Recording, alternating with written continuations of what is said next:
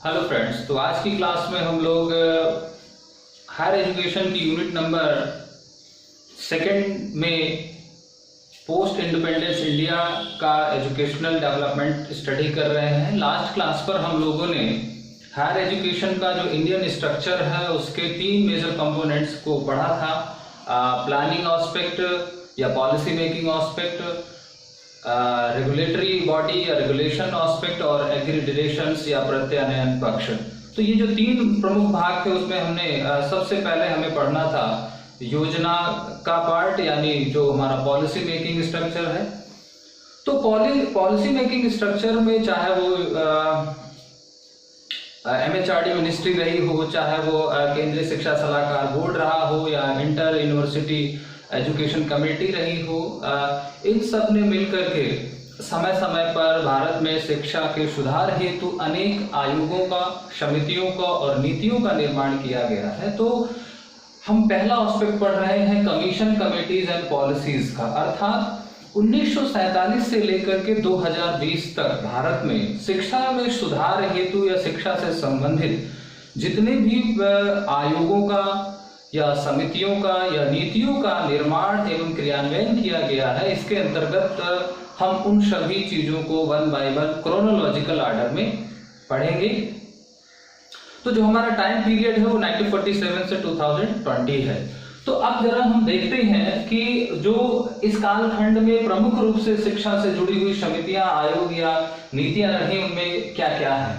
तो 1948-49 से लेकर के, यानी राधा कृष्णन आयोग से लेकर के 35 टोटल आर्टिकल या आइटम्स हैं, यानी NPE 2019 ड्राफ्ट, अर्थात जो हमारी राष्ट्रीय शिक्षा नीति है उसका जो 2019 राष्ट्रीय शिक्षा नीति 2019 का जो प्रारूप आया है, जो लेटेस्ट एजुकेशनल डॉक्यूमेंट आया है या एजुकेशन में रिफॉर्मेशन के लिए, इंप्रूवमेंट के लिए जो नेशनल लेवल का जो लास्ट डॉक्यूमेंट है वो है NPE 2019 का ड्राफ्ट, जो कस्तूरी रंगन महोदय के प्रेसिडेंसी में रिलीज किया गया है कुछ दिनों पहले, और बहुत जल्द हमको राष्ट्रीय शिक्षा नीति हमारे सामने होगी संसद की मंजूरी के बाद।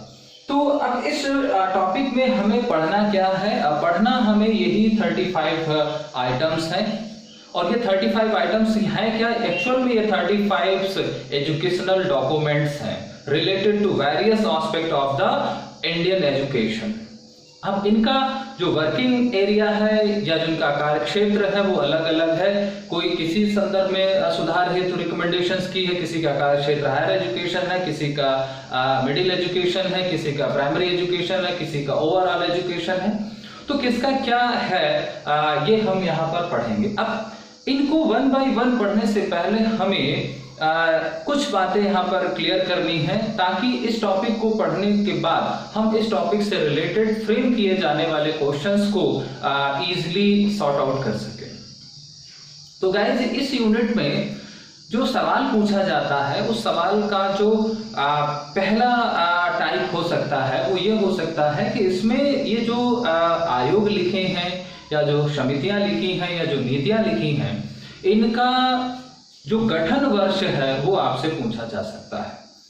कहीं कहीं पर सिंगल ईयर लिखा है, कहीं कहीं पर डबल ईयर लिखा है। जहां पर सिंगल ईयर है इसका मतलब है कि वो समिति या वो आयोग उसी वर्ष गठित हुआ, उसी वर्ष उसने प्रतिवेदन दे दिया। लेकिन कहीं कहीं पर 2 वर्ष लिखे, जैसे 48-49 भी लिखा है, यहाँ 52-53 भी लिखा है, 64-66 भी लिखा है, ऐसे बहुत सारे ईयर लिखे हैं। तो जहां पर जो पहला ईयर है यानी 1948-49 लिखा है, इसका मतलब 1948 में गठन हुआ और 1949 में इसका प्रतिवेदन आया या इसने अपनी रिपोर्ट सरकार को सबमिट की। तो इससे क्या कंक्लूजन निकल रहा है? क्योंकि सवाल 2 तरीके से पूछा जाता है, या तो उस आयोग या उस समिति का गठन वर्ष पूछा जाता है या फिर उस आयोग या समिति का प्रतिवेदन वर्ष पूछा जाता है। तो यहाँ पर आपको ध्यान में रखना है कि गठन कब हुआ और प्रतिवेदन कब दिया। तो पहला क्वेश्चन यहां से होगा। दूसरा क्वेश्चन इसी में किसी एक को लेकर के उसका गठन या प्रतिवेदन वर्ष पूछा जा सकता, और अगर उसको कठिन क्वेश्चन फ्रेम करना है तो रैंडमली इसमें से 3-4 आयोग या 3-4 उसने कमिटीज ले ली और फिर उनको उनका जो गठन वर्ष है उससे मैपिंग करवा ले या उससे उसका सुमेलन करवा ले या उससे उसको मैच करने के लिए आपसे कह सकता है। दूसरे टाइप का क्वेश्चन यहाँ से फ्रेम हो सकता है। तो इसका मतलब है कि इन दोनों क्वेश्चंस को करने के लिए हमें इनका गठन वर्ष और प्रतिवेदन वर्ष याद करना पड़ेगा। तीसरी बात, यहां पर जो आयोग या जो समितियां लिखी हैं वो केवल और केवल एक नाम से लिखी हैं, लेकिन यहां पर ये समितियां, ये आयोग केवल एक नाम से नहीं जाने जाते। उदाहरण के लिए जैसे हम राधा कृष्णन आयोग को ले लें, तो राधा कृष्णन आयोग का मतलब है यूनिवर्सिटी एजुकेशन कमीशन या विश्वविद्यालय शिक्षा आयोग। जैसे हम कहते हैं कि संपूर्णानंद समिति है तो हम इसको राष्ट्रीय संवेगात्मक एकता समिति के नाम से जानते हैं। जैसे कोठारी आयोग है, इसको हम नेशनल एजुकेशन कमीशन कहते हैं। तो केवल जगह के अभाव की वजह से हमने केवल एक ही नाम, जैसे मुदालियार आयोग है तो माध्यमिक शिक्षा आयोग है, ताराचंद समिति है माध्यमिक शिक्षा समिति है। तो दूसरे तरह का क्वेश्चन यहाँ पर पूछा जा सकता है कि इनके जो वैकल्पिक नाम है उस वैकल्पिक नाम से भी सीधे सीधे क्वेश्चन पूछा जा सकता है, और उस वैकल्पिक नाम के साथ एक क्वेश्चन और फ्रेम हो सकता है कि ये जो नाम लिखे हुए हैं एक्चुअल में ये जितने भी नाम हैं ये नाम उनकी अध्यक्ष उनके प्रेसिडेंसी के बेस पर लिखा है। अर्थात जैसे कि भाई राधा कृष्णन आयोग या यूनिवर्सिटी एजुकेशन कमीशन का जो गठन हुआ वो सर्वपल्ली राधाकृष्णन के अध्यक्षता में हुआ, इसलिए हम उसको राधा कृष्णन कमीशन कहते हैं। तो अब आपसे पूछा जाए कि भाई यूनिवर्सिटी एजुकेशन कमीशन के अध्यक्ष कौन थे या चेयरमैन कौन थे, तो आप कहेंगे राधा कृष्णन थे। या आपसे कहा जाए कि भाई माध्यमिक शिक्षा आयोग के अध्यक्ष कौन थे, तो हम कहेंगे लक्ष्मण स्वामी मुदालियार थे, इसीलिए हम उसको मुदालियार आयोग कहते हैं। तो दूसरा प्रश्न यहाँ पर ये पूछा जा सकता है। तो इसका मतलब है कि हमें इनके जो वैकल्पिक नाम है या जो दूसरे अन्य नाम है उन नामों को भी हमें याद करना पड़ेगा, समझना पड़ेगा। हाँ, वो जो वैकल्पिक नाम किसके क्या है, जब हम इस टॉपिक को 1 बाय 1 डिस्कस करेंगे तो वहां पर उनके जितने भी संभावित नाम हो सकते हैं हम उनको कंसीडर करेंगे।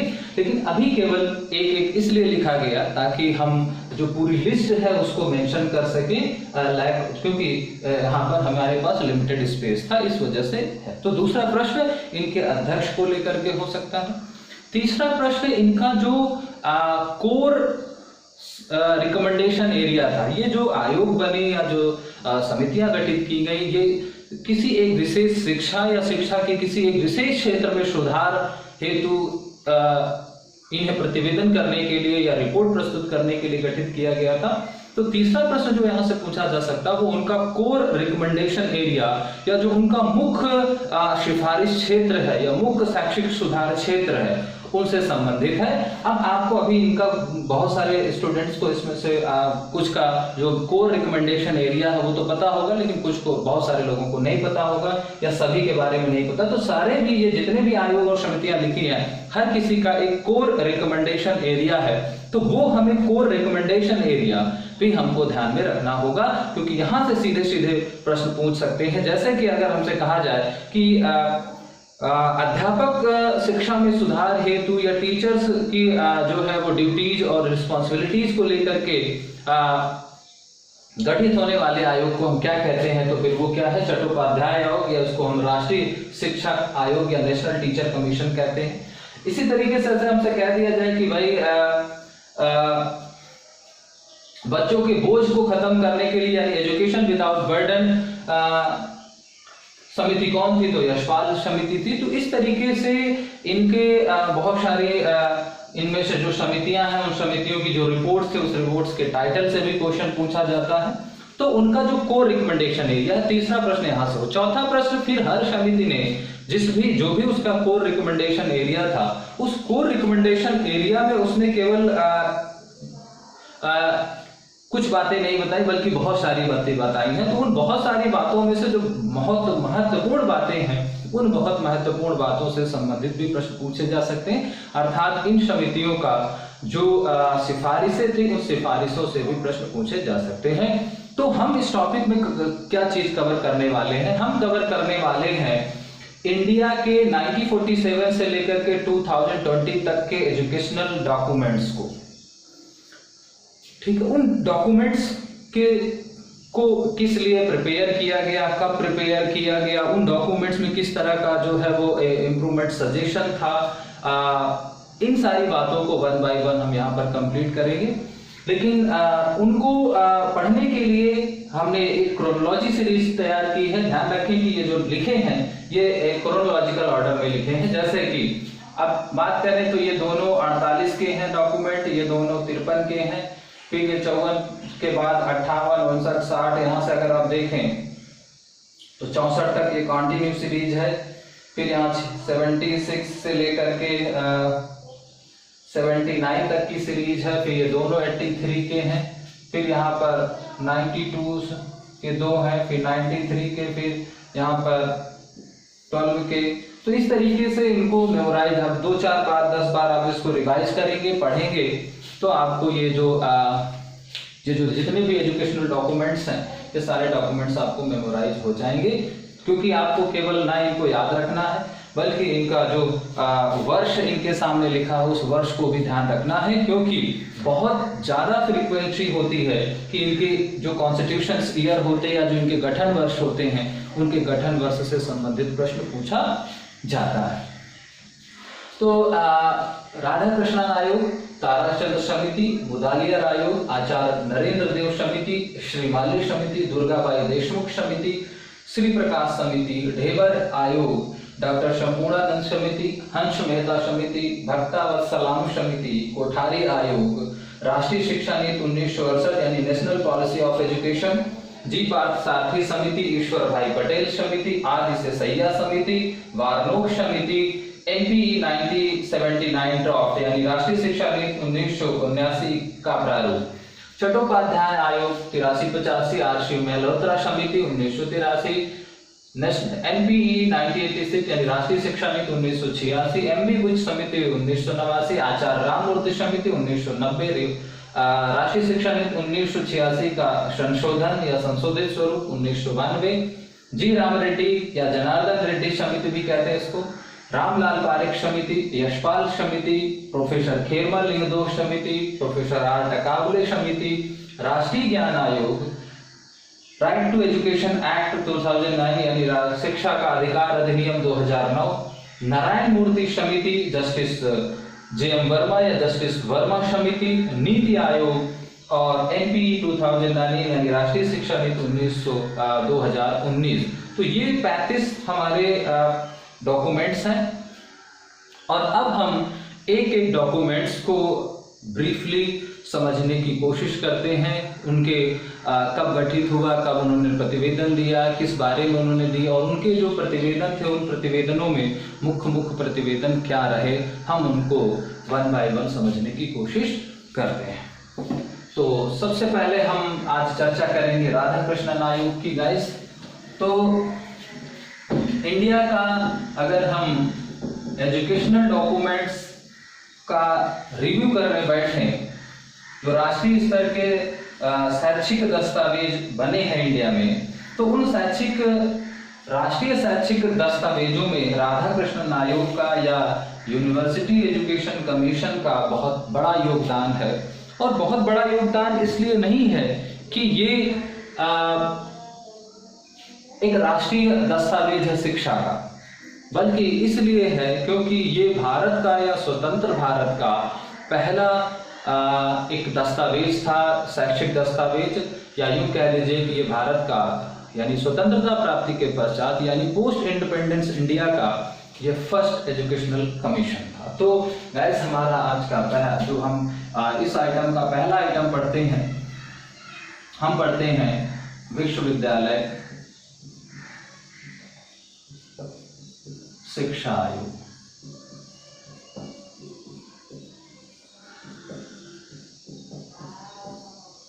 या हम इसी को कहते हैं यूनिवर्सिटी एजुकेशन कमीशन 1948 to 49। और इसी को हम लोग क्या कहते हैं,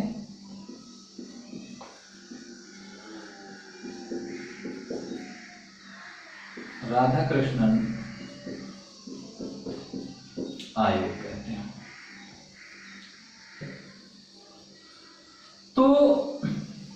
आज जरा हम इसको पढ़ते हैं, राधा कृष्णन आयोग। आज की क्लास में हम लोग राधा कृष्णन आयोग को कंप्लीट करने की कोशिश करेंगे। तो राधा कृष्णन आयोग के बारे में जो भी चर्चाएं होंगी उनको आप नोट डाउन करते हुए चलेंगे, जो आपको लगे कि महत्वपूर्ण। हालांकि जो महत्वपूर्ण होगा केवल हम उसी की चर्चा अपनी क्लास पे करेंगे। तो पहली बात राधा कृष्णन आयोग के बारे में ध्यान रखनी है कि ये स्वतंत्र भारत का पहला शिक्षा आयोग था, या स्वतंत्र भारत का पहला शैक्षिक दस्तावेज था। जो सबसे बड़ी इसको एक संज्ञा प्रदान की है या एक उपमा प्राप्त है वो यही है। कई दफा इससे संबंधित क्वेश्चन या इस तरीके का प्रश्न भी पूछा गया है कि भारत का जो प्रथम स्वतंत्रता प्राप्ति के पश्चात प्रथम शैक्षिक दस्तावेज था वो क्या है, तो हम कहते हैं कि वो राधा कृष्णन आयोग है या वो यूनिवर्सिटी एजुकेशन कमीशन है। तो university education commission is the first education commission of India after independence, पहली बात। फिर इस आयोग का नाम राधा कृष्णन आयोग क्यों पड़ा, आप सभी जानते हैं। चूंकि इस आयोग के जो अध्यक्ष थे वो भारत के प्रथम उपराष्ट्रपति और दूसरे राष्ट्रपति डॉक्टर सर्वपल्ली राधाकृष्णन थे।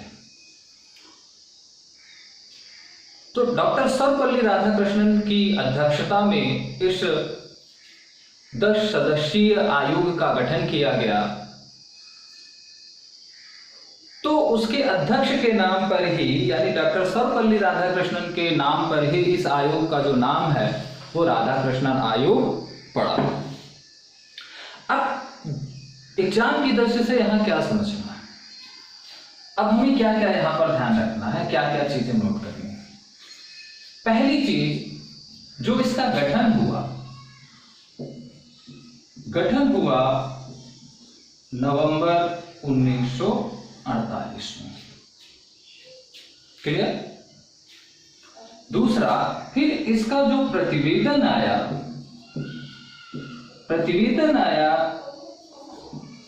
अगस्त 1949 में, ठीक है। आयोग जो था वो उसके अध्यक्ष कौन थे हमको पता है, सर्वपल्ली राधाकृष्णन थे, इसलिए हम उसको सर्वपल्ली राधाकृष्णन कह रहे हैं। लेकिन आयोग में क्या था, 10 सदस्य थे, 10 सदस्यीय आयोग है। और ये आयोग ने 18 इसके पार्ट है, जो रिपोर्ट थी 18 पार्ट है और उसमें 747 पेजेस थे, यानी एक बहुत बड़ा दस्तावेज है। 747 पृष्ठों की इन्होंने अपनी रिपोर्ट अगस्त 1949 में जो है वो भारत सरकार को सौंपी थी, क्लियर। तो गठन कब हुआ, नवंबर 48। प्रतिवेदन कब आया, 1949 में। प्रतिवेदन कितने भागों में था, 18 भाग थे, यानी 18 अध्याय थे, 18 चैप्टर कह लीजिए, और टोटल 747 पेजेस की रिपोर्ट थी। आयोग कितने थे, 10 सदस्यीय आयोग था। और आयोग के अध्यक्ष कौन थे, भारत के first vice president and second president doctor Sarvepalli Radhakrishnan. और इसी आयोग और उन राधाकृष्णन के आयोग या राधाकृष्णन के उनके योगदान की वजह से, भारत में उनके योगदान की वजह से ही उनको 1954 में भारत रत्न दिया गया। तो इस आयोग के जो अध्यक्ष हैं वो है भारत रत्न डॉक्टर सर्वपल्ली राधाकृष्णन। अब डॉक्टर सर्वपल्ली राधाकृष्णन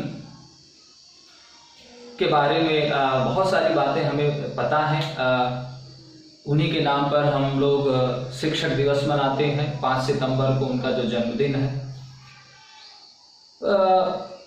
तो भारत की शिक्षा में उनका योगदान, उन्होंने जो विदेशों में भी उन्होंने शिक्षण कार्य किया, लेकिन उनका जो इंडियन फिलॉसफी पर जो कमांड था वो बहुत बड़ी थी। और उन्होंने बहुत फेमस कुछ बुक लिखी हैं, कभी कभी कॉमन पेपर में तो नहीं, लेकिन सब्जेक्टिव पेपर में ये पूछा जाता है। कुछ इनकी फेमस बुकें हैं, जैसे द इंडियन फिलॉसफी, राधाकृष्णन की जो फेमस किताबें हैं उनमें से एक बहुत फेमस किताब है the Indian philosophy, the principal of Upanishad and Bhagavad Gita, relief and society, the Hindu view of life. ये उनकी कुछ प्रमुख किताबें हैं। तो आप चाहे तो नोट डाउन कर सकते हैं। The Indian philosophy, the philosophy of Rabindranath Tagore, the Hindu view of life, relief and society, the principal of Upanishad and Bhagavad Gita. तो ये उनकी कुछ प्रमुख किताबें, जिसमें से द इंडियन फिलॉसफी यानी भारतीय दर्शन, ये बहुत उनका पूछा जाने वाला बुक है। कई बार एग्जाम में हायर लेवल के, हायर एजुकेशन कमीशन के एग्जाम में ये किताबों के नाम पूछे गए हैं। तो गाइस, इस नामों को भी आप ध्यान में रखेंगे। अब हमने कहा था कि जब हम इसको पढ़ेंगे तो हमने पढ़ा राधाकृष्णन आयोग, उसका अल्टरनेटिव नाम पढ़ लिया। अल्टरनेटिव नाम है उसका यूनिवर्सिटी एजुकेशन कमीशन, ध्यान रखें, कंफ्यूज नहीं होना है। फिर उसके गठन और प्रतिवेदन के बारे में पढ़ा और वो कितना महत्वपूर्ण दस्ता है, कितना बड़ा दस्तावेज है, ये हमने समझा। अब हमने कहा था कि यहाँ पर जो क्वेश्चन पूछा जाता है वो क्वेश्चन पूछा जाता है कोर रिकमेंडेशन एरिया के बारे में, कि जो कोई आयोग बना उस आयोग का मुख्य कार्य क्षेत्र क्या था, तो इस आयोग के गठन का उद्देश्य क्या था, और इस आयोग के गठन की सिफारिश किसने की, इसकी पृष्ठभूमि को समझना बहुत जरूरी है। तो जब भारत आजाद हुआ तो भारतीयों को, या भारत की जो तत्कालीन सरकार थी, उसको इस बात की आवश्यकता महसूस हो रही थी कि हम आजादी तो प्राप्त कर लिए हैं, और किसी चीज को प्राप्त करना आसान है, लेकिन उस चीज को बरकरार रखना, क्योंकि उस समय का जो इंडियन थिंक टैंक था वो इस बात को भली बात जानता था कि हमने अंग्रेजों से संघर्ष के द्वारा सत्ता तो प्राप्त कर ली, हम स्वतंत्र तो हो गए हैं, लेकिन इस स्वतंत्रता को बरकरार रखना भी उतना ही चुनौतीपूर्ण कार्य है, क्योंकि उस समय ना तो कोई लीडरशिप थी, ना कोई डेमोक्रेसी थी। अचानक जो है वो अंग्रेजी हुकूमत ने भारतीयों को भारत की सत्ता सौंप दी थी। तो 1947 में भारत आजाद होता, और भारत जैसे ही आजाद होता है, तत्कालीन सरकार ने सबसे पहले निर्णय लिया, ये जानती थी कि किसी भी चीज को बरकरार रखना और स्वतंत्रता को बरकरार रखना, उसको बनाए रखने के लिए शिक्षा सबसे आवश्यक चीज है, और विशेष रूप से उच्च शिक्षा, ताकि हमारे यहाँ अच्छे नेता पैदा हो, अच्छा नेतृत्व विकसित हो, हमारे यहाँ एक लोकतांत्रिक जो है वो एक प्रजातंत्र वाली विचारधारा का विकास हो, राष्ट्रीय विरासत के संरक्षण की एक जो है वो चेतना विकसित हो, मूल्य शिक्षा हो, ताकि हम उस प्राप्त हुई आजादी को का संरक्षण करने में समर्थ हो जाए या सक्षम हो जाए। क्योंकि जब भारत की आजादी का bill house of Commons England में पारित हो रहा था, तो बहुत सारे ब्रिटिश सांसदों ने ये एक कटाक्ष किया था कि आप सत्ता तो भारतीयों को सौंप रहे हैं, लेकिन क्या उनमें वो योग्यता है कि वो अपनी आजादी का संरक्षण या उसको बरकरार रख सकेंगे। तो कहीं ना कहीं ब्रिटिश हुकूमत के मन में ये विचार था, ये शंका थी कि शायद जो भारतीय हैं वो प्राप्त हुई इस अपनी आजादी को सरवाइव नहीं रह पाएंगे। तो सरकार इस मंशा को समझती थी, और उसी मंशा को ध्यान में रखते हुए सरकार ने सत्ता ग्रहण करते समय, या जैसे उनको सत्ता मिली, उसने सबसे पहला काम किया कि उसने शैक्षिक सुधारों के संदर्भ में, इस दिशा में एक महत्वपूर्ण जो है उसने स्टेप लिया, क्योंकि वो जानती थी कि बिना शिक्षा, और विशेष रूप से उच्च शिक्षा को बिना सुदृढ़ किए, और जब हम उच्च शिक्षा की बात करते हैं तो उच्च शिक्षा का मतलब है विश्वविद्यालय या महाविद्यालय शिक्षा, ना कि विद्यालय शिक्षा। तो उच्च शिक्षा में बिना संवर्धन किए, क्योंकि जो 1947 तक की उच्च शिक्षा थी वो उच्च शिक्षा अंग्रेजों की नीतियों के अनुसार या उनकी अपेक्षाओं के अनुसार संचालित हो रही थी।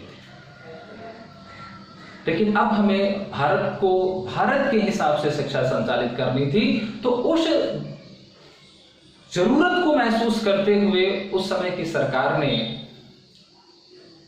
एक आयोग गठित करने का जो है एक मन बनाया, और सरकार को इस बात का जो सुझाव था वो सुझाव 2 संस्थाओं ने दिया था। अंतर विश्वविद्यालय परिषद, जिसे हम इंटर यूनिवर्सिटी काउंसिल कहते हैं, और राष्ट्रीय शिक्षा सलाहकार बोर्ड, जिसे हम central advisory board of education कहते हैं। ये 2 संस्थाएं भारत में बहुत फेमस हैं।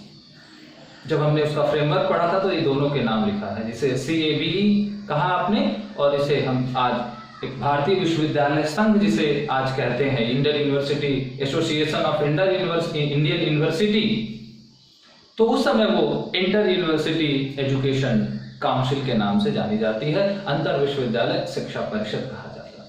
तो ये चर्चा हम क्यों कर रहे हैं? चर्चा यहाँ इसलिए हो रही है क्योंकि आपसे अगर ये प्रश्न पूछा जाए कि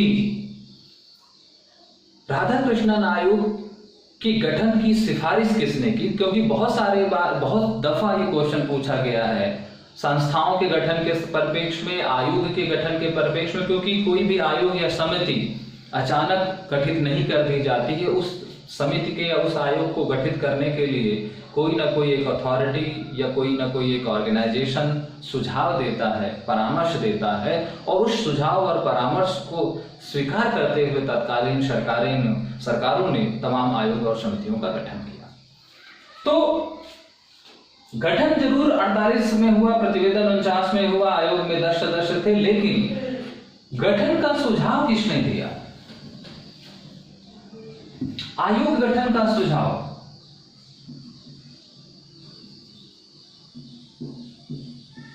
या सुझाव ना कहकर सिफारिश कह लीजिए,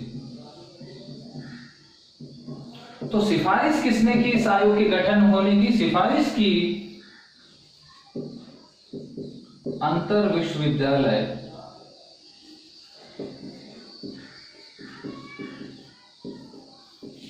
शिक्षा परिषद। ये सब आजादी के पहले की संस्थाएं थी, जिसे आप कहते हैं इंटर यूनिवर्सिटी एजुकेशन काउंसिल, और राष्ट्रीय शिक्षा सलाहकार बोर्ड, जिसे हम कहते हैं सेंट्रल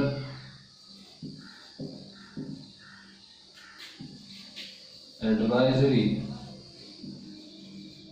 बोर्ड ऑफ एजुकेशन, या इसको हम शॉर्टकट में बोलते हैं CAB। तो इन दो संस्थाओं ने राधा कृष्णन आयोग के गठन की सिफारिश की कि हमें इस तरीके का आयोग जो है बनाना चाहिए, और ताकि हम इस प्राप्त हुई आजादी को बरकरार रख सकें, इसको सुरक्षित रख सकें। तो यहाँ पर इससे भी क्वेश्चन पूछा जा सकता है कि राधा कृष्णन आयोग के गठन की सिफारिश किसने की थी?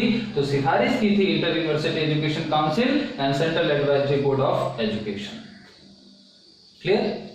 चलिए अब फिर कोर जो वर्किंग एरिया था उसके बारे में। तो कोर वर्किंग एरिया क्या है इसका? तीसरी बात यहां पर क्या रखनी है, जो इसका कोर वर्किंग एरिया है इस आयोग का, कोर वर्किंग एरिया है वो है हायर एजुकेशन। केवल, या इसको आप ऐसे कह सकते हैं कि ओनली हायर एजुकेशन।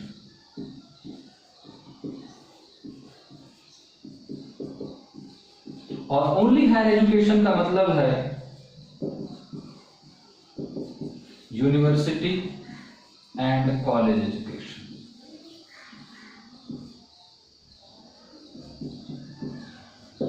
अर्थात ये आयोग जो है वो स्कूलिंग एजुकेशन के लिए इसने कोई भी रिकमेंडेशन नहीं की थी।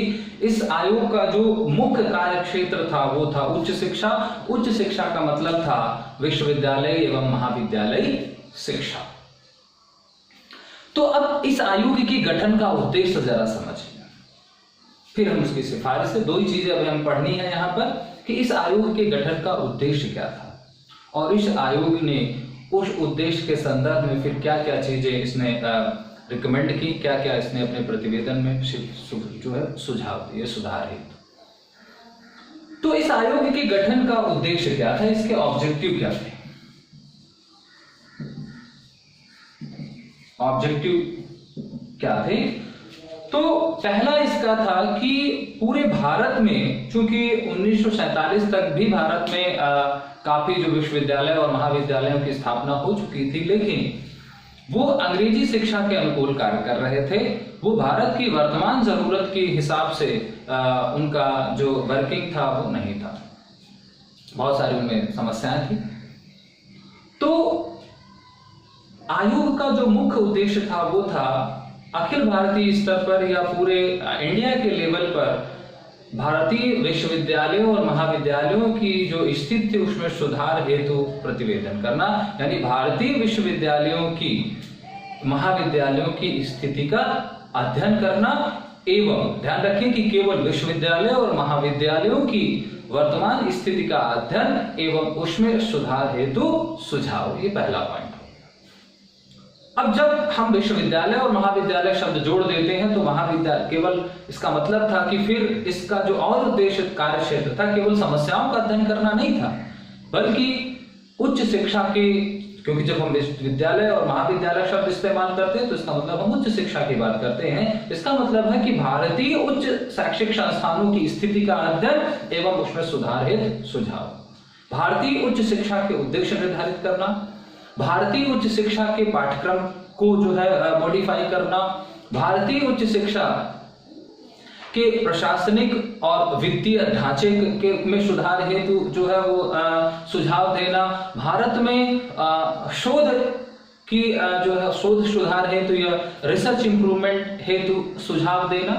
तो अगर हम उसके रिकमेंडेशंस के बारे में बात करें तो ऑब्जेक्टिव डिसाइड करना हायर एजुकेशन के, हायर एजुकेशन का जो करिकुलम है उसको मॉडिफाई करना, उसको डिसाइड करना या उसको फ्रेम करना, हायर एजुकेशन का जो एडमिनिस्ट्रेटिव और मैनेजमेंट स्ट्रक्चर है उसको रिफाइन करना, उसको फिर से व्यवस्थित करना, उसको सुदृढ़ करना, अनुसंधान में उन्नति, अनुसंधान को बढ़ावा हेतु सुझाव देना, ये सब उसके यानी सारे का सारा जो हायर एजुकेशन का, चाहे वो मूल्यांकन प्रणाली रही हो, चाहे वो अध्यापकों की नियुक्ति और उनके कार्य क्षेत्र के बारे में हो, उनका सेवा काल के बारे में हो, तो हायर एजुकेशन का जितना भी है, चाहे वो ऑब्जेक्टिव एरिया हो, चाहे वो टीचिंग मेथड एरिया हो, चाहे वो करिकुलम का एरिया हो, चाहे वो वोकेशन का एरिया हो, चाहे एडमिनिस्ट्रेटिव और मैनेजमेंट हो, तो पूरी के पूरे उच्च शिक्षा के जितने भी संभावित पक्ष थे सभी संभावित पक्षों में इसको सुधार हेतु अपने प्रतिवेदन करने थे। तो इसका वर्किंग जो कोर एरिया ऑफ वर्किंग है वो तो समझ में आया, वो यूनिवर्सिटी एंड कॉलेज एजुकेशन अर्थात हायर एजुकेशन ओनली। फिर उस हायर एजुकेशन में सब कुछ आप जोड़ सकते हैं, चाहे वो वुमेन एजुकेशन हो, चाहे वो वैल्यू एजुकेशन हो, चाहे वो रिलीजियस एजुकेशन हो, चाहे वो एजुकेशनल ऑब्जेक्टिव्स हो, करिकुलम हो, इन सभी पर इसने अपने प्रतिवेदन दिए। 1 वर्ष तक इन्होंने भारत के सभी विश्वविद्यालयों में भ्रमण किया। इस पूरे आयोग ने सभी विश्वविद्यालयों को क्वेश्चनर भेजी और डाटा कलेक्ट किया, और फिर जब इसने एक व्यापक स्तर पर सूचनाएं संकलित की और फिर जब नवंबर 1949 में इन्होंने सरकार को अपनी रिपोर्ट सौंपी 747 पृष्ठों की, तो फिर उस 747 पृष्ठों की में जो मुख्य बिंदु थे अब उनकी हम चर्चा यहाँ पर करेंगे। आप समझ सकते हैं कि 747 पेजेस में जो आयोग ने बहुत सारी बातें कही होंगी। अब वो 747 पेजेस की बातें तो हम अपनी क्लास में डिस्कस नहीं कर सकते हैं, लेकिन उन 747 पेजेस में हम उन बातों को जरूर डिस्कस करेंगे जिन बातों से रिलेटेड क्वेश्चन एग्जाम में पुटअप किए गए हैं या पुटअप किए जाने की प्रोबेबिलिटी होती है। तो अमूमन हम यहाँ 30 से 35 या 20 से 25 जितने भी हो जाएंगे उतने ही पॉइंट्स का डिस्कशन करेंगे। तो इसलिए कभी कभी हम इन आयोगों को पढ़ लेते हैं, पढ़ पाते हैं, पढ़े होते हैं, इसके बावजूद भी इनसे संबंधित कोई ऐसा प्रश्न हमसे पूछ लिया जाता है कि जिसके जवाब में हम लोग थोड़े से कंफ्यूज हो जाते हैं। वो इसी वजह से है क्योंकि आयोग जो होते हैं ये शैक्षिक दस्तावेज होते हैं, और किसी शैक्षिक दस्तावेज में पता नहीं कौन सी लाइन कहाँ पर लिखी है और किस लाइन को बेस मान करके कोई क्वेश्चन एग्जामिनर सेट कर दे, तो फिर कभी कभी, लेकिन हम अपने स्तर से, अपने अनुभव के स्तर से अब तक इस प्रकरण या इस टॉपिक से रिलेटेड जो परीक्षाओं में प्रश्न फ्रेम किए गए उन सभी चीजों को जो है कंबाइन करते हुए एक ऐसी चर्चा करेंगे इसकी सिफारिशों के बारे में कि 99.99% जो पूछा जाने वाला प्रश्न है इस टॉपिक से वो आप डेफिनेटली सॉल्व करेंगे, ये हमारी गारंटी है। तो चलिए गाइस, हम इसके रिकमेंडेशंस के बारे में बात करते हैं, इसके सुझावों के बारे में बात करते हैं।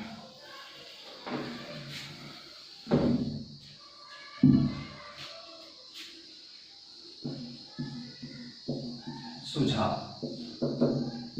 तो सबसे पहला सुझाव हम इनका देख लेते हैं कि इन्होंने उच्च शिक्षा के जो उद्देश्य थे उनको निर्धारित किया।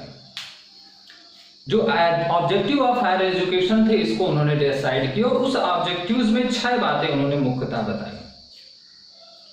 इनकी जो सिफारिशें हैं शिक्षा के उद्देश्यों के बारे में, उच्च शिक्षा के उद्देश्यों के बारे में, उन सिफारिशों में 6 सिफारिशें प्रमुख हैं और 6 उद्देश्य इन्होंने बेसिकली बताए।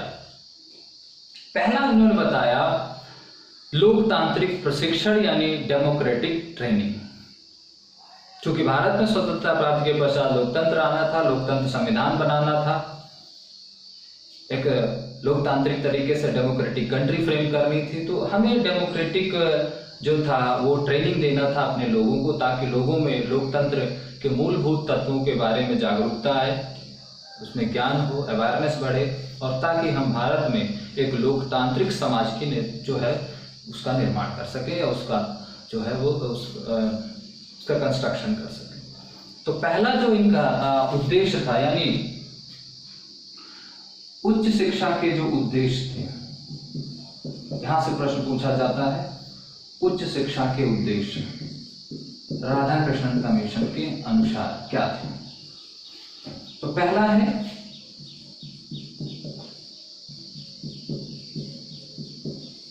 लोकतांत्रिक या प्रजातांत्रिक प्रशिक्षण। फिर हमने कहा कि नेतृत्व निर्माण,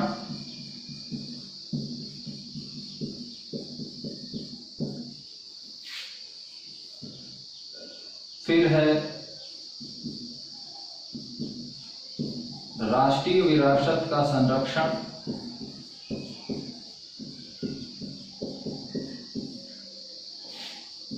व्यक्तित्व निर्माण, मूल्य शिक्षा और धार्मिक शिक्षा।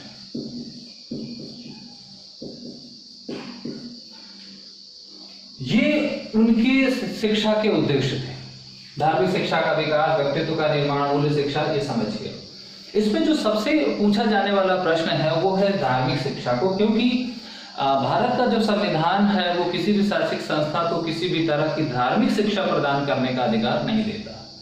धार्मिक शैक्षिक संस्थानों की स्थापना का प्रावधान है, लेकिन किसी सरकार द्वारा जो पोषित संस्थाएं हैं या जो सरकार द्वारा अनुदानित जो संस्थाएं हैं, एक निजी संस्था को धार्मिक शिक्षा प्रदान करने का अधिकार है भारत में। लेकिन जो राज्य सरकार या केंद्र शासित से सहायता प्राप्त या वित्त पोषित जो होती हैं, अनुदानित संस्थाएं होती हैं, वो किसी भी संस्था को कोई भी रिलीजियस एजुकेशन प्रोवाइड करने की अथॉरिटी नहीं होती है। तो इसलिए हम किसी भी कॉलेज में या किसी भी यूनिवर्सिटी में किसी धर्म विशेष की शिक्षा नहीं ग्रहण करते। तो जब हमसे पूछा जाता है कि क्या राधाकृष्णन आयोग ने धार्मिक शिक्षा के बारे में कोई प्रतिवेदन दिया, तो चूंकि हमारे दिमाग में ये रहता है कि धार्मिक राधाकृष्णन आयोग ने कॉलेज और यूनिवर्सिटी के लिए रिकमेंडेशन की है, और कॉलेज और यूनिवर्सिटी में हमें धर्म के बारे में तो पढ़ाया ही नहीं जाता।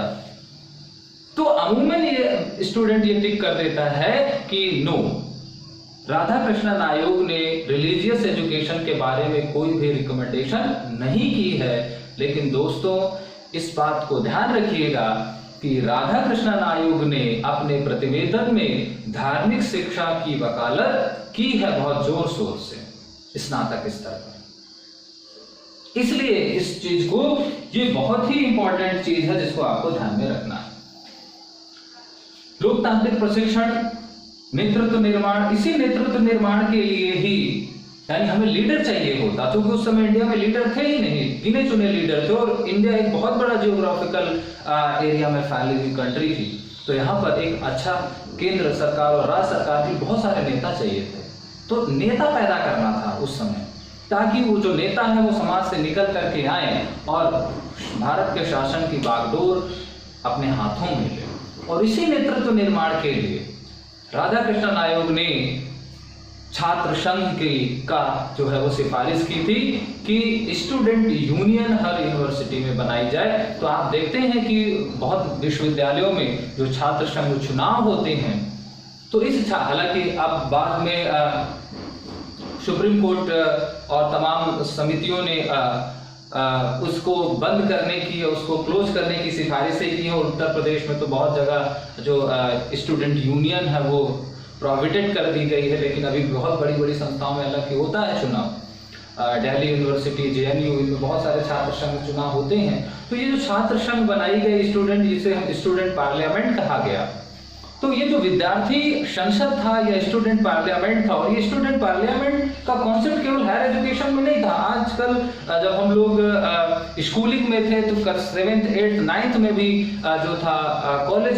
स्कूल लेवल पर भी स्टूडेंट पार्लियामेंट ने वर्क करना शुरू किया। हालांकि स्कूलिंग लेवल पर स्टूडेंट पार्लियामेंट का रिकमेंडेशन राधाकृष्णन कमीशन ने नहीं दिया था, लेकिन कॉलेज और यूनिवर्सिटी लेवल पर स्टूडेंट यूनियन का या स्टूडेंट पार्लियामेंट के कॉन्स्टिट्यूशंस का या इसके गठन का जो प्रावधान था वो राधाकृष्णन कमीशन के सिफारिश पर ही हुआ था, क्योंकि उनको नेतृत्व निर्माण चाहिए था, उनको नेता चाहिए था, लीडर चाहिए था, जो अभी हाल ही फिलहाल में प्राप्त हुई संस्था जो है हाल में प्राप्त हुई जो है स्वतंत्रता, उसका संरक्षण कर सके, उसका बचाव कर सके।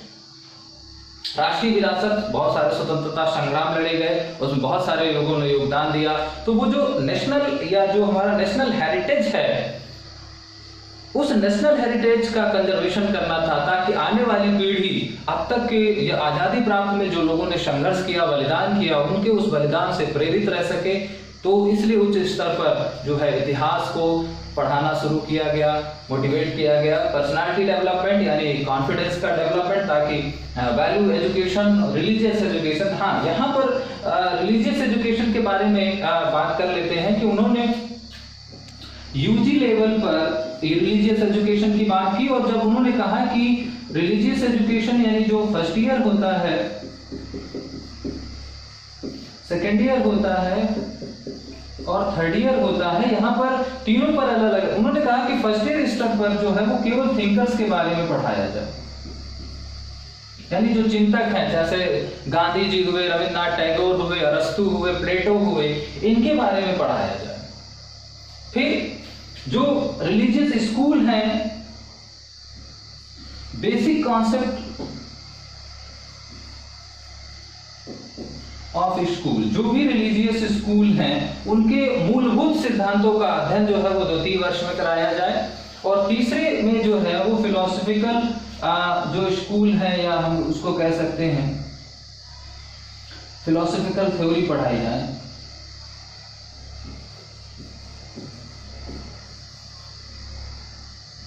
तीसरे स्तर पर क्या पढ़ाया जाए, पूरा का पूरा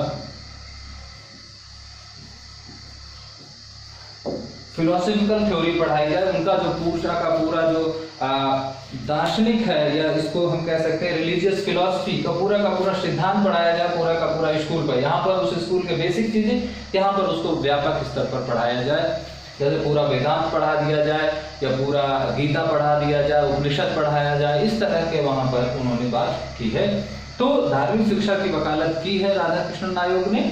और क्योंकि हमने कहा ना कि उनके पास इंडियन फिलॉसफी के बारे में बहुत नॉलेज था, और वो भारतीय साहित्य, जो भारत का जो प्राचीन साहित्य है, जो वैदिक साहित्य था, उससे बहुत इंस्पायर्ड थे। तो इसलिए उन्होंने कहा ना कि ये सारी शिक्षा दी जानी चाहिए, लेकिन फर्स्ट ईयर में केवल थिंकर्स के बारे में पढ़ाया जाए। फिर उन थिंकर्स के द्वारा एस्टैब्लिश स्कूल जो है उनके बारे में पढ़ाया जाए। यहाँ पर किसी एक थिंकर्स के लिए, लेकिन एक स्कूल के अंदर बहुत सारे थिंकर्स हैं, तो फिर यहाँ पर कई सारे थिंकर्स आ जाएंगे। जैसे हम मान लीजिए गांधी जी के बारे में बताएं, तो गांधी जी तो प्रकृतिवाद पर भी बात करते हैं, प्रयोजनवाद पर भी बात करते हैं, यथार्थवाद पर भी बात करते हैं, आदर्शवाद पर भी बात करते हैं।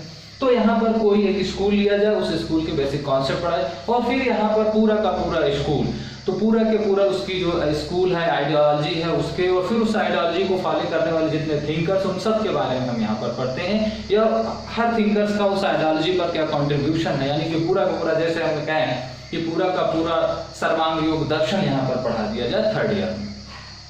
तो ये था उनका उद्देश्य और उस उद्देश्य के प्रमुख क्षेत्र। तो प्रमुख क्षेत्रों में आपको ध्यान में क्या रखना है, नेतृत्व निर्माण, और सबसे ज्यादा जो ध्यान रखना है वो ध्यान रखना है धार्मिक शिक्षा, क्योंकि धार्मिक शिक्षा कॉलेज और यूनिवर्सिटी में नहीं दी जाती है, लेकिन इस आयोग ने सिफारिश की थी। वो अलग बात है कि सरकार ने आयोग की इस सिफारिश को स्वीकार नहीं किया और भारत के जो सरकार द्वारा पोषित उच्च शैक्षिक संस्थान है वहां पर धार्मिक शिक्षा प्रतिबंधित हो गई। लेकिन राधाकृष्णन आयोग ने धार्मिक शिक्षा का सुझाव दिया था और स्नातक स्तर पर तीनों वर्षों में उन्होंने धार्मिक शिक्षा को पाठ्यक्रम में एक जगह देने की वकालत की थी। चलिए, फिर शिक्षा के उद्देश्य के बाद उन्होंने का जो दूसरा रिकमेंडेशन था वो ये था कि उन्होंने शिक्षा को 3 स्तरों में, यानी उच्च शिक्षा को 3 स्तरों में उन्होंने बांटा।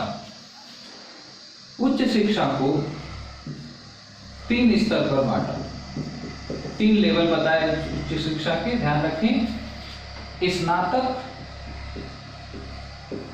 परास्नातक और शोध। अर्थात ये यूजी लेवल का है, ये पीजी लेवल और ये पीएचडी लेवल। 3 स्तर पर उन्होंने कहा हायर एजुकेशन होनी चाहिए। ये इसके लिए उन्होंने 2 इयर्स प्रोग्राम लॉन्च किया। ये भी ये 3 वर्ष का होना चाहिए, ये 2 इयर्स का होना चाहिए और ये मिनिमम 2 इयर्स का होना चाहिए। दूसरा रिकमेंडेशन, उच्च शिक्षा को उन्होंने औपचारिक रूप से 3 स्तरों में, स्नातक स्तर, परास्नातक स्तर और शोध स्तर पर कहा। इसमें स्नातक स्तर 3 वर्षीय होगा, परास्नातक स्तर यानी जैसे बीए, बीएससी, बीकॉम 3 साल का, फिर एमए, एमएससी, एमकॉम 2 साल का और फिर पीएचडी या डीफिल, ये सब मिनिमम 3 साल के, यानी कम से कम 2 साल का। तो 322 यानी जो उन्होंने कहा कि वो जो है वो 3 लेवल होंगे और उस लेवल में क्या फार्मूला होगा, 322 का फार्मूला होगा। दूसरी बात उन्होंने कही कि जो उच्च शिक्षा है उसके 3 वर्ग होंगे। ये तो स्तर की बात रही। फिर उन्होंने उच्च शिक्षा को 3 वर्गों में बांटा। 3 वर्ग का मतलब 3 क्लास होता है। 3 क्लास का मतलब उन्होंने यहां पर बताया कला, विज्ञान यानी कला वर्ग, विज्ञान वर्ग और व्यावसायिक वर्ग, यानी आर्ट, साइंस और वोकेशन। यानी यहां पर क्या है, ये आर्ट स्ट्रीम है, यानी हम यहां पर स्ट्रीम की बात कर रहे हैं। यहां पर उन्होंने साइंस की बात की और यहां पर वोकेशनल की बात की। और अब यहां पर वोकेशनल एजुकेशन को उन्होंने 6 भागों में बांटा था। ये बहुत क्वेश्चन पूछा जाता है कि उन्होंने व्यावसायिक शिक्षा को कितने भागों में बांटा, तो उसके उन्होंने 6 भाग बताए, यानी 6 एलिमेंट बताए। पहला है शिक्षक शिक्षा,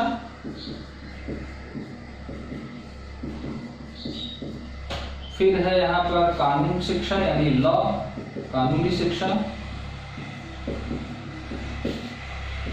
फिर चिकित्सा शिक्षा,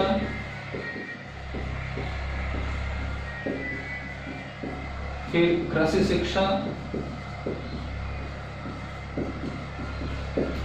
फिर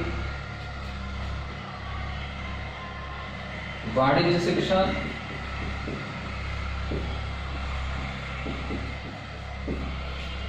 तो शिक्षक शिक्षा, कानून शिक्षा, कृषि शिक्षा और वाणिज्य शिक्षा। तो यहाँ पर हुआ क्या, एग्रीकल्चर एजुकेशन हो गई, टीचर एजुकेशन हो गई, एग्रीकल्चर एजुकेशन हो गई, कॉमर्स हो गया और इंजीनियरिंग प्रौद्योगिकी शिक्षा।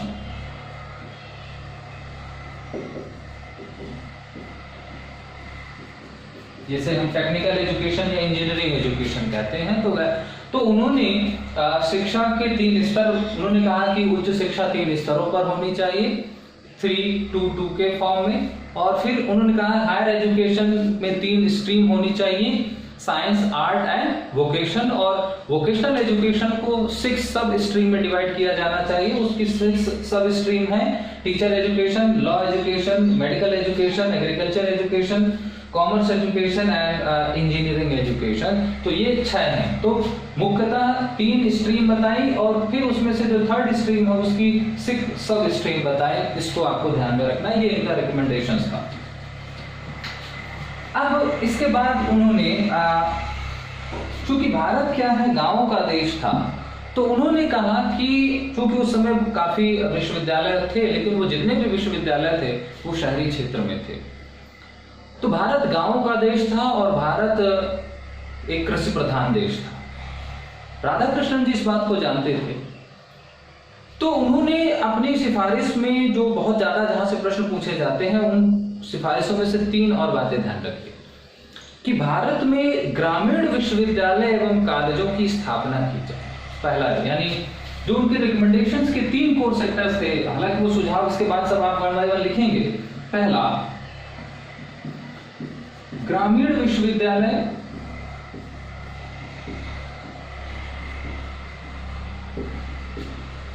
एवं कॉलेजों की स्थापना।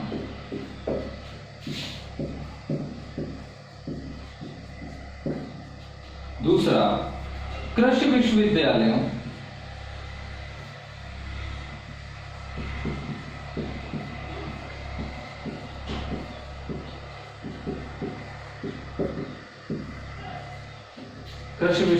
एवं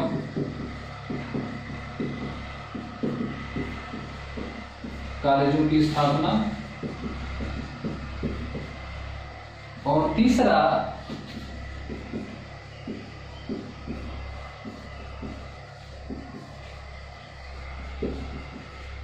महिला विश्वविद्यालयों एवं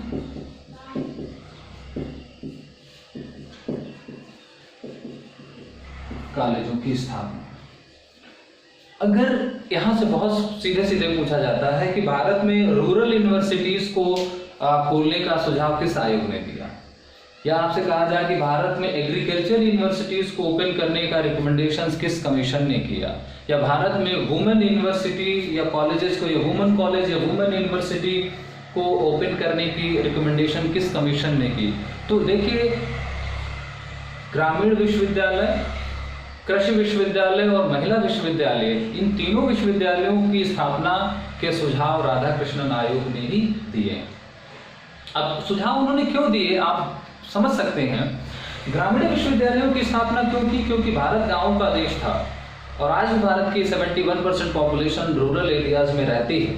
तो अगर भारत को एक नेतृत्व निर्माण करना है, प्रजातांत्रिक प्रशिक्षण प्राप्त करना है, तो ग्रामीण जनसंख्या को शिक्षित करना और ग्रामीण क्षेत्र में उच्च शिक्षा को ले जाना जरूरी है। तो गांव में उच्च शिक्षा कैसे पहुंचेगी, इसके लिए हमें ग्रामीण क्षेत्रों में विश्वविद्यालय खोले जाने चाहिए। ये राधाकृष्णन आयोग का सुझाव था। यहां पर एक प्रश्न पूछा जाता है कि भारत का जो इंडिया की फर्स्ट रूरल यूनिवर्सिटी वो कौन है। तो ये 3 बिंदु हो और इन तीनों बिंदुओं से संबंधित प्रथम विश्वविद्यालय का भी ध्यान रखिए। यहां से भी क्वेश्चन पूछा जाता है कि what was the first rural university of India. तो ध्यान रखिए, भारत का जो प्रथम ग्रामीण विश्वविद्यालय है वो है महात्मा गांधी ग्रामोदय विश्वविद्यालय चित्रकूट 1991। तो सुझाव हालांकि 48 में आया, लेकिन 40 वर्ष बाद लगभग भारत में फर्स्ट रूरल यूनिवर्सिटी ओपन होती है, वो भी नानाजी राव देशमुख द्वारा। तो जो ग्रामोदय विश्वविद्यालय यानी महात्मा गांधी ग्रामोदय विश्वविद्यालय जो चित्रकूट में है, एमपी और उत्तर प्रदेश के बॉर्डर पे पड़ता है, तो उस ग्रामोदय विश्वविद्यालय वो भारत का पहला ग्रामीण विश्वविद्यालय है। इस बात को नोट डाउन कर लीजिएगा। फिर दूसरा, उन्होंने कृषि विश्वविद्यालयों की बात की, कॉलेजेस की बात की, एग्रीकल्चर यूनिवर्सिटी, एग्रीकल्चर कॉलेजेस की, क्योंकि भारत एक कृषि प्रधान देश था और जब तक हम कृषि को उन्नत नहीं करेंगे, उस समय इंडस्ट्रीज लगी नहीं थी, एग्रीकल्चर ही भारत की इकोनॉमी का या भारत की जीडीपी का जो था वो आज भी बहुत बड़ा जो है वो एक औजार है, बहुत बड़ा स्रोत है इंडियन जीडीपी का। तो उन्होंने कहा कि भारत में एग्रीकल्चर को मॉडर्नाइज किया जाए, आधुनिक बनाया जाए, इसके लिए कृषि विश्वविद्यालय खोले जाएं, कृषि कॉलेज खोले जाएं। तो इन आयोग की सिफारिश पर भारत का जो पहला एग्रीकल्चर यूनिवर्सिटी है वो है जीबी पंत विश्वविद्यालय उत्तराखंड। तो उत्तराखंड में जीबी पंत विश्वविद्यालय खोला गया, वो भारत का पहला कृषि विश्वविद्यालय है। पंडित जवाहरलाल नेहरू ने 1960 में उसकी आधारशिला रखी। तो GB Pant agriculture university 1960 India first agriculture university. तीसरी बात, उन्होंने महिला विश्वविद्यालय और कॉलेजों की बात की, वुमेन यूनिवर्सिटी, क्योंकि उनका कहना था कि पीपुल डज नॉट या people can not be educated without women education. कभी कभी ये कोटेशन पूछा जाता है कि ये कोटेशन किसका है, कि महिला शिक्षा के बगैर लोगों को शिक्षित नहीं किया जा सकता या भारत को शिक्षित नहीं किया जा सकता। तो ये राधाकृष्णन कमीशन का है कि people can not be educated without women education. तो इसलिए उन्होंने वुमेन एजुकेशन के लिए बात की और महिला विश्वविद्यालयों की या विशेष रूप से महिलाओं के लिए विश्वविद्यालयों के खोलने की वकालत की। और उसी, हालांकि भारत का जो पहला महिला विश्वविद्यालय है वो है श्रीमती नाथीबाई, उसको हम कहते हैं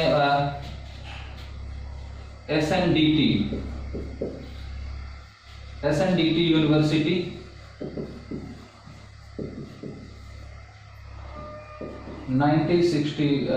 1916 में भारत का जो था एसएनडीटी को हम कहते हैं श्रीमती नाथीबाई दामोदर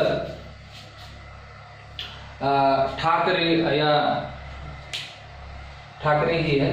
एसएनडीटी यूनिवर्सिटी, इसका शॉर्टकट ऐसे याद रखें, इसका जो नाम है वो है श्रीमती नाथीबाई दामोदर